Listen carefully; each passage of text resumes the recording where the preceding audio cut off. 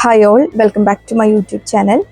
സ്വന്തമായിട്ട് ഒരു ബിസിനസ് തുടങ്ങുക, അതും ഒരു ഫാഷൻ അല്ലെങ്കിൽ ക്ലോത്തിങ് ബ്രാൻഡ് തുടങ്ങുക എന്നത് ഇന്നത്തെ കാലത്ത് ഒട്ടുമിക്ക ആളുകളുടെയും, പ്രത്യേകിച്ച് യുവാക്കളുടെയും വീട്ടമ്മമാരുടെയും ഒക്കെ വലിയൊരു സ്വപ്നമാണ്. നമ്മൾ പലരും ഇൻസ്റ്റാഗ്രാമിലും ഫേസ്ബുക്കിലും ഒക്കെ നൂറുകണക്കിന് ക്ലോത്തിങ് പേജുകളൊക്കെ കണ്ടിട്ടുണ്ടാവും. ഇതൊക്കെ കാണുമ്പോൾ ഇതൊക്കെ ഭയങ്കര ഈസിയാണ്, ഇതുപോലെ ഒരെണ്ണം നമുക്കും തുടങ്ങിയാലോ എന്ന് ചിന്തിക്കാത്തവരായിട്ട് ആരും തന്നെ ഉണ്ടാവില്ല. പക്ഷേ സത്യം പറയട്ടെ, വെറുതെ കുറച്ച് ഫോട്ടോസ് എടുത്ത് പേജിൽ അപ്ലോഡ് ചെയ്തുകൊണ്ട് ക്ലോത്തിങ് ബിസിനസ് വിജയകരമാവണമെന്നില്ല. പുറമേ കാണുന്ന പോലെ അത്ര ഈസി അല്ല ഇതിൻ്റെ ഉള്ളിലുള്ള കാര്യങ്ങൾ. കൃത്യമായ പ്ലാനിങ് ഇല്ലെങ്കിൽ ഒരുപാട് നഷ്ടം സംഭവിക്കാൻ ചാൻസ് ഉള്ള ഒരു ഫീൽഡാണ് ഇത്. അപ്പോൾ ഇന്നത്തെ വീഡിയോയിൽ നമ്മൾ നോക്കാൻ പോകുന്നത് ഒരു ക്ലോത്തിങ് ബിസിനസ് സീരിയസ് ആയിട്ട് തുടങ്ങി വലിയൊരു ബ്രാൻഡാക്കി മാറ്റാൻ ആഗ്രഹിക്കുന്നവർക്ക് നിർബന്ധമായും ശ്രദ്ധിക്കേണ്ട 6 പ്രധാന കാര്യങ്ങളെക്കുറിച്ചാണ്. ബിസിനസ് ഓൺലൈൻ ആയാലും ഓഫ്ലൈൻ ആയാലും ഈ കാര്യങ്ങൾ നിങ്ങൾക്ക് 100% ഉപകാരപ്പെടും. വീഡിയോ ഒട്ടും സ്കിപ്പ് ചെയ്യാതെ മുഴുവനായി കാണുക. ചാനൽ ആദ്യമായിട്ടാണ് കാണുന്നതെങ്കിൽ ഇപ്പോൾ തന്നെ സബ്സ്ക്രൈബ് ചെയ്യുക. നമ്മുടെ ലിസ്റ്റിലെ 1ാമത്തെ കാര്യം നിഷ് കണ്ടെത്തുക എന്നുള്ളതാണ്. സിമ്പിളായി പറഞ്ഞാൽ, നിങ്ങൾ ആർക്കു വേണ്ടിയാണ് വസ്ത്രങ്ങൾ വിൽക്കാൻ പോകുന്നത്? നമ്മൾ തുടക്കത്തിൽ ചെയ്യുന്ന ഏറ്റവും വലിയ തെറ്റ് എന്താണെന്നറിയാമോ? Kids wear, men's wear, women's wear, sari, അങ്ങനെ എല്ലാം കൂടി ഒരൊറ്റ പേജിലോ കടയിലോ വിൽക്കാൻ നോക്കും. അത് പാടില്ല. തുടക്കത്തിൽ ഏതെങ്കിലും ഒരു പ്രത്യേക കാറ്റഗറിയിൽ മാത്രം ശ്രദ്ധ കേന്ദ്രീകരിക്കുക. 2ാമത്തെ കാര്യം സോഴ്സിംഗ് ആണ്. അതായത് തുണികൾ എവിടെ നിന്ന് വാങ്ങണം? നമ്മുടെ നാട്ടിലെ റീറ്റെയിൽ കടകളിൽ നിന്നോ ഹോൾസെയിൽ കടകളിൽ നിന്നോ തുണികൾ എടുത്ത് വിറ്റ് കഴിഞ്ഞാൽ നമുക്ക് അധികം ലാഭം കിട്ടില്ല. തുണിത്തരങ്ങൾ നേരിട്ട് നിർമ്മിക്കുന്ന മാനുഫാക്ചേഴ്സിനെയോ അല്ലെങ്കിൽ സൂറത്ത്, അഹമ്മദാബാദ്, തിരുപ്പൂർ, മുംബൈ പോലുള്ള വലിയ ഹോൾസെയിൽ മാർക്കറ്റിനെയോ നമുക്ക് ആശ്രയിക്കാം. നേരിട്ട് പോകാൻ പറ്റാത്തവർക്ക് ഇന്ത്യ മാർട്ട് പോലെയുള്ള വെബ്സൈറ്റ് വഴി സപ്ലയേഴ്സിനെ കണ്ടെത്താം. നമ്മൾ ശ്രദ്ധിക്കേണ്ട കാര്യം എന്താണെന്ന് വെച്ചാൽ, ആദ്യമായിട്ട് തന്നെ പർച്ചേസ് ചെയ്യുമ്പോൾ ബൾക്കായിട്ട് ഒരു വലിയ തുക അതിൽ കൊണ്ട് ഇൻവെസ്റ്റ് ചെയ്യാതിരിക്കാൻ ശ്രമിക്കുക. ഒരു ചെറിയ തുകയ്ക്ക് സാമ്പിളുകൾ വാങ്ങി കണ്ടു ബോധ്യപ്പെട്ടതിന് ശേഷം മാത്രം വലിയ പർച്ചേസ് ചെയ്യുക.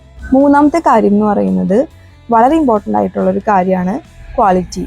ക്ലോത്തിങ് ബിസിനസ്സിൽ പരസ്യങ്ങൾ കണ്ട് ആളുകൾ ആദ്യത്തെ തവണ നിങ്ങളുടെ അടുത്ത് നിന്ന് സാധനങ്ങൾ വാങ്ങിയേക്കാം. പക്ഷേ ആ തുണി ഒരു തവണ കഴുകുമ്പോൾ തന്നെ ഡാമേജ് ആവുകയോ കളർ പോവുകയോ ഒക്കെ ചെയ്ത് കഴിഞ്ഞാൽ ആ കസ്റ്റമർ പിന്നെ നിങ്ങളുടെ അടുത്തേക്ക് പോലും വരില്ല. എന്ന് മാത്രമല്ല, ഇത് മറ്റുള്ളവരോട് പറഞ്ഞ് നിങ്ങളുടെ ബിസിനസ്സിനെ അത് നെഗറ്റീവ്ലി എഫക്റ്റ് ചെയ്യാനും ചാൻസ് ഉണ്ട്. നമ്മൾ വിൽക്കുന്ന തുണികളുടെ മെറ്റീരിയൽ ഏതാണ്, അത് കഴുകിയാൽ കളർ പോകുമോ എന്നൊക്കെ നമ്മൾ ആദ്യം തന്നെ ടെസ്റ്റ് ചെയ്തിരിക്കണം. ലാഭം കുറച്ച് കുറഞ്ഞാലും കസ്റ്റമേഴ്സിന് കൊടുക്കുന്ന പ്രൊഡക്റ്റ് പക്ക ക്വാളിറ്റി ഉള്ളതായിരിക്കണം. 4ാമത്തെ കാര്യം പ്രൈസിങ് അഥവാ വിലയിടലാണ്. ഇത് വളരെ ട്രിക്കി ആയിട്ടുള്ള കാര്യമാണ്. ഒരു തുണി 300 രൂപയ്ക്ക് വാങ്ങി 600 രൂപയ്ക്ക് വിറ്റാൽ 300 രൂപ ലാഭം കിട്ടി എന്ന് ചിന്തിക്കുന്നവരുണ്ട്. എന്നാൽ അതല്ല സത്യം. നിങ്ങൾ ആ തുണി പാക്ക് ചെയ്യാൻ എടുക്കുന്ന കവർ, അതിലൊട്ടിക്കുന്ന സ്റ്റിക്കർ, പിന്നെ കൊറിയർ ചാർജ്, ഇതെല്ലാം കണക്ക് കൂട്ടി വേണം ഒരു തുണിയുടെ വില നിശ്ചയിക്കാൻ. തുടക്കത്തിൽ മാർക്കറ്റിലുള്ള വലിയ ബ്രാൻഡുകളേക്കാൾ കുറഞ്ഞ വിലയ്ക്ക് നൽകാൻ ശ്രമിക്കുക. എന്നാൽ നഷ്ടം വരാനും പാടില്ല. കസ്റ്റമർക്ക് വാല്യൂ ഫോർ മണി എന്ന് തോന്നുന്ന ഒരു വിലയായിരിക്കണം.